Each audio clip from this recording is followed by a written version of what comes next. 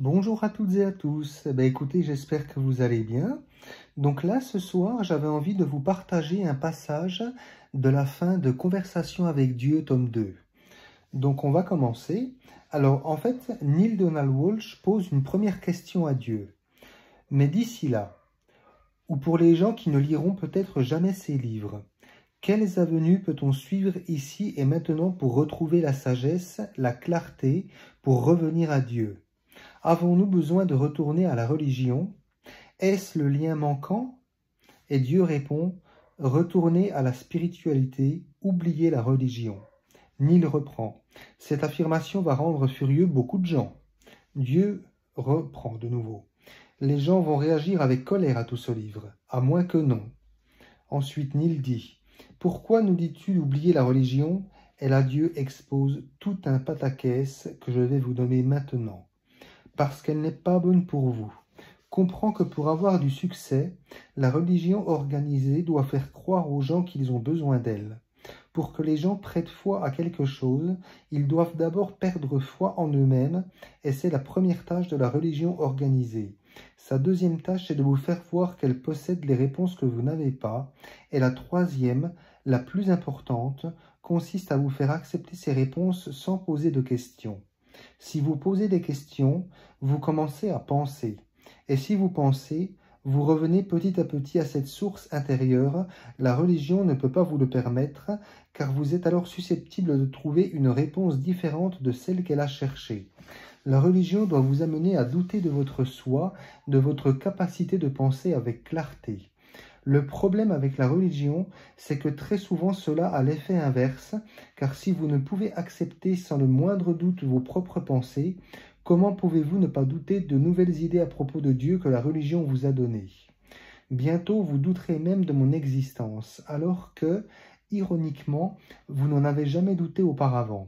Lorsque vous vivez selon votre connaissance intuitive, vous ne me compreniez peut-être pas complètement, mais vous saviez certainement que j'étais là. C'est la religion qui a créé les agnostiques. Quiconque pense avec clarté et regarde ce que la religion a fait doit tenir pour acquis que la religion n'a aucun Dieu. Car c'est la religion qui a rempli le cœur de l'homme de la peur de Dieu, tandis qu'avant ces derniers aimaient ce qui est dans toute sa splendeur.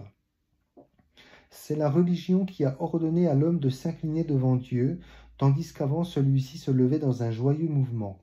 C'est la religion qui a chargé l'homme d'inquiétude à propos de la colère de Dieu, tandis qu'auparavant, il cherchait Dieu pour alléger son fardeau. C'est la religion qui a dit à l'homme d'avoir honte de son corps et de ses fonctions les plus naturelles, alors qu'auparavant il célébrait ces fonctions comme les plus grands cadeaux de la vie. C'est la religion qui vous a enseigné que vous deviez tous avoir un intermédiaire pour atteindre Dieu, tandis qu'avant vous aviez l'impression d'atteindre Dieu vous-même en vous contentant de vivre dans la bonté et dans la vérité. Et c'est la religion qui a ordonné aux humains d'adorer Dieu, tandis qu'avant ceux-ci adoraient Dieu parce qu'il était impossible de faire autrement. Partout où elle est passée, la religion a créé la division, laquelle est à l'opposé de Dieu. La religion a séparé l'homme de Dieu, l'homme de l'homme, l'homme de la femme. Certaines religions disent en fait à l'homme qu'il est au-dessus de la femme, alors même que ces religions proclament que Dieu est au-dessus de l'homme, mettant ainsi en place l'une des plus grandes parodies jamais imposées à la moitié de la race humaine. Je te le dis, Dieu n'est pas au-dessus de l'homme, et l'homme n'est pas au-dessus de la femme. Ce n'est pas l'ordre naturel des choses.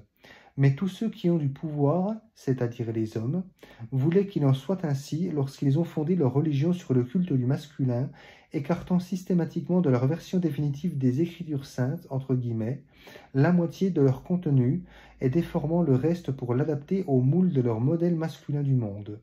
C'est la religion qui prétend encore aujourd'hui que les femmes sont en quelque sorte inférieures, des citoyennes spirituelles de seconde classe, qu'elles sont mal adaptées à l'enseignement de la parole de Dieu, à la prédication de la parole de Dieu ou à la prêtrise. Comme des enfants, vous êtes encore en train de vous disputer à propos de l'ordination des femmes. Je te le dis, vous êtes tous des prêtres, chacun de vous l'est. Aucune personne ou aucune classe de gens n'est mieux adaptée qu'une autre pour accomplir mon œuvre. Mais un très grand nombre de vos hommes ressemblent exactement à vos pays, Affamés de pouvoir, ils n'aiment pas le partager, ils ne veulent que l'exercer. Et ils ont construit le même genre de Dieu, un Dieu affamé de pouvoir, un Dieu qui n'aime pas partager ce pouvoir et qui veut tout simplement l'exercer. Mais je te dis ceci, le plus grand cadeau de Dieu est le partage de son pouvoir.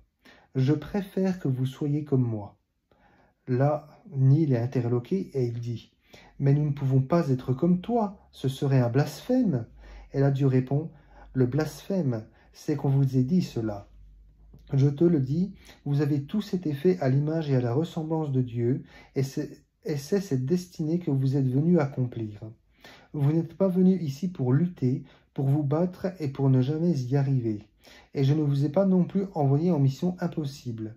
Croyez à la bonté de Dieu et à la bonté de la création de Dieu, c'est-à-dire à vos soins sacrés. » Et là, pour terminer, Neil pose une dernière question. Plus tôt dans ce livre, tu as dit quelque chose qui m'a intrigué. J'aimerais y revenir, car nous arrivons à la fin de ce deuxième tome. Tu as dit « Le pouvoir absolu n'exige absolument rien. S'agit-il de la nature de Dieu ?» Et là, Dieu termine « Tu as compris. J'ai dit ceci. Dieu est tout et devient tout. Il n'y a rien que Dieu ne soit pas, et tout ce dont il fait l'expérience de lui-même, il le fait en toi, en tant que toi et par toi. Dans ma forme la plus pure, je suis l'absolu. Je suis absolument chaque chose. Par conséquent, je n'ai besoin de rien, je ne veux rien, et je n'exige absolument rien. Dans ma forme absolument pure, je suis tel que tu me fais. Comme si, enfin, tu voyais Dieu et que tu te demandais, « Eh ben, qu'est-ce que c'est que ça ?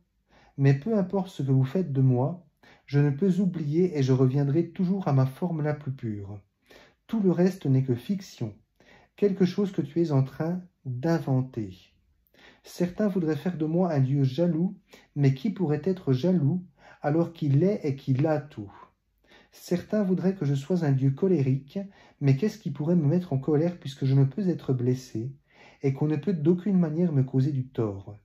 Certains voudraient faire de moi un Dieu vengeur, mais sur qui jetterai-je ma vengeance, puisque je suis tout ce qui existe? Et pourquoi me punirais-je d'avoir tout simplement créé? Ou, si tu dois considérer que nous sommes séparés, pourquoi t'aurais-je créé? Pourquoi t'aurais-je donné le pouvoir de créer, la liberté de créer ce dont tu veux faire l'expérience, pour ensuite te punir à jamais d'avoir effectué le mauvais choix? Je te le dis, je ne ferai rien de tel, et sur cette vérité repose ta liberté par rapport à la tyrannie de Dieu. En vérité, il n'y a pas de tyrannie, sinon dans ton imagination. Tu peux revenir chez toi à chaque fois quand tu le souhaites. Nous pourrons être ensemble de nouveau chaque fois que tu le voudras. L'extase de ton union avec moi est une fois de plus à ta portée, en un clin d'œil, quand tu sentiras le vent sur ton visage, quand tu entendras un grillon sous un ciel de diamants, par une nuit d'été. À la première vue d'un arc-en-ciel et au premier cri d'un nouveau-né, au dernier rayon de crépuscule spectaculaire et au dernier souffle d'une vie spectaculaire, je serai toujours avec toi, jusqu'à la fin des temps. Ton union avec moi est complète, elle l'a toujours été, elle l'est et elle le sera toujours.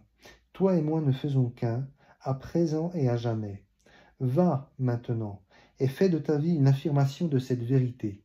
Fais en sorte que tes jours et tes nuits soient des reflets de l'idée la plus élevée qui soit en toi.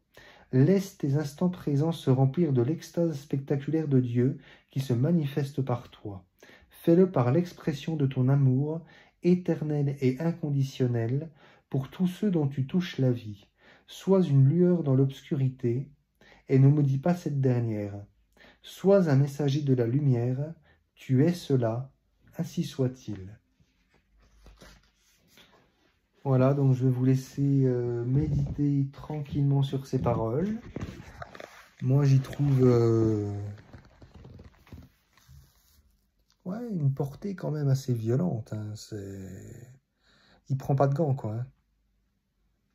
Après, on l'a tellement poussé que, je veux dire, à un moment donné, il en a plein le cul, quoi. Donc, il éjecte les malpropres. Hein. C'est toujours pareil. Enfin, voilà. Bon, bah, je vais vous laisser pour ce soir. C'était juste une petite vidéo comme ça. Donc là, je regarde une dizaine de minutes, c'est parfait. Le format n'est pas trop long, nickel. J'espère que vous avez apprécié et je vous fais d'énormes bisous. Allez, prenez soin de vous, à bientôt. Bye bye.